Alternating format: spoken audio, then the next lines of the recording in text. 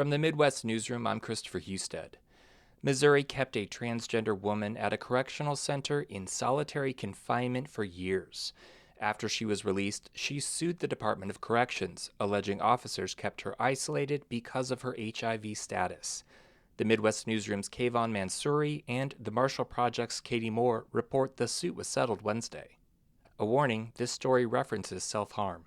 Honesty Bishop was attacked and nearly sexually assaulted by her cellmate in Jefferson City Correctional Center in 2015. Officers then moved her to solitary confinement. The Missouri Department of Corrections includes murder, rape, and sexual assault as reasons a person may enter solitary confinement. At the end of that list, being sexually active with HIV. Bishop, a black transgender woman, said correction officials kept her isolated because of her HIV status for 6 years as a result of the assault in which she was the victim. As she sits in a St. Louis garden, Bishop's sister Tasha Monroe recalls her sister's hardships. Yeah, they just coming up with excuses every time, you know what I'm saying, to keep her up in there. Bishop said she dealt with mold, scabies, and the screams from others in solitary. Monroe says the prison staff couldn't explain why her sister remained in solitary. I just felt like she was the victim, so why she got to be up in there? I mean, she felt violated. She felt violated. Every 30 or 90 days, Bishop had hearings about her confinement. Shubra Ori is an attorney at the MacArthur Justice Center. She appeared before these committees for over 6 years, multiple times in those 6 years, and there was no indication that she was ever going to be let out. Documents show those hearings inconsistently cited alternating reasons for Bishop's prolonged confinement, including issues with adjustment and poor behavior.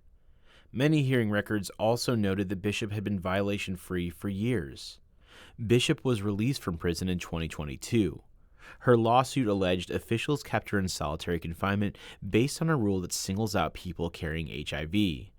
Bishop wanted the policy changed. It targets people living with HIV in a discriminatorily way based on stigma, and there's just no reason for it. Ori says at the time of the assault, medicine administered by correction officials suppressed Bishop's HIV, making it untransmittable.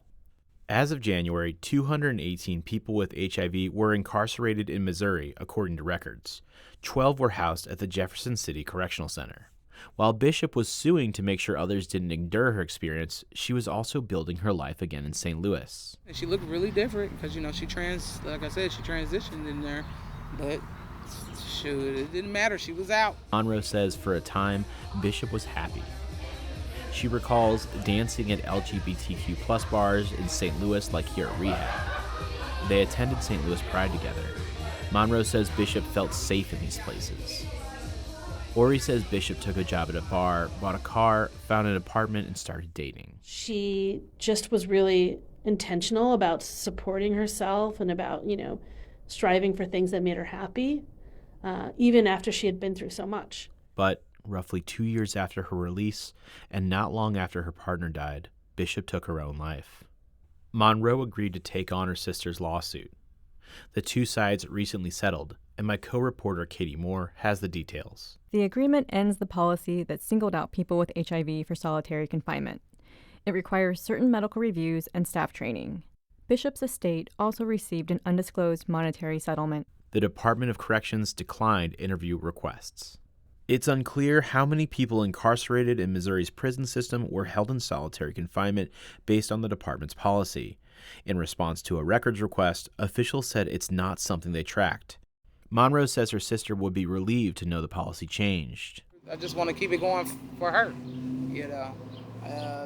get that justice she wanted and that she needs, and get the things changed for the next person if they go, so they won't have to go through what she had to go through. She says ending the rule is her sister's legacy. With Katie Moore of the Marshall Project St. Louis, I'm Kavahn Mansouri with the Midwest Newsroom. You can learn more about Honesty Bishop's lawsuit at STLPR.org.